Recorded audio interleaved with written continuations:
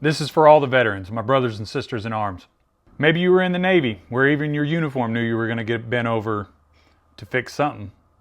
Or maybe you were in the men's department of the Navy. Just keep in mind that one of your comrades made crowns ready to eat. It's a thing. Or maybe you were part of the Army, ready, fire, aim. Or I think maybe the best service, the Chair Force. We have the best rollers in town. Or how about the Coast Guard, the world's most dangerous Baywatch? How about the Space Force? They're kind of new, but I think they're Homo Spacians, proving that every Excel document can be created at zero gravity. Regardless of what branch you served in, you're still a veteran.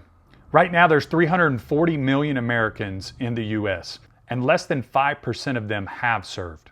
Less than 1% makes it to retirement. So imagine you have a 1-pound bag of rice, and that represents the population of America. There are 29,000 grains of rice in that bag, approximately.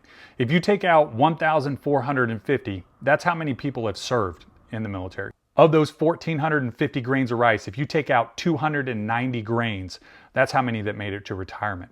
And if you count the folks that made it to 30 years, that's only 29 grains of rice. That should give you some kind of perspective on how rare you are. You know, in the military, we had a chain of command, and now it seems like in the civilian world, we have a chain of suggestion.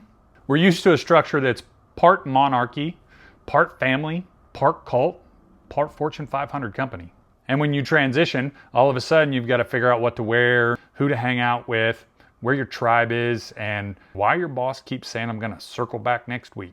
I would say it's closest to a corporate office environment with a bunch of drunk English soccer dudes being ran by a cult church committee that keeps arguing over the thermostat. But at the end of the day, we always adapt. And that's what we do. And I think that's because the system that taught us how to follow also taught us how to lead. Sometimes the people we connect with on the outside aren't those that have the same hobbies. They're the ones that have the same scars. Because pain recognizes pain and purpose recognizes purpose. You know, it's kind of like that vasectomy. Nobody wants that fourth deployment baby from you. So this is Veterans Day. Yeah, say thank you. That's cool. But if you really want to show a veteran that you appreciate them, reach out. Make sure that their community, their connection, and their purpose buckets aren't empty. Ask them about their experiences. After all, the Karen in the McDonald's drive-thru who's getting ready to call the cops because they're out of fries, she knows what they did. I mean, shoot, Honey Boo Boo knows what they did.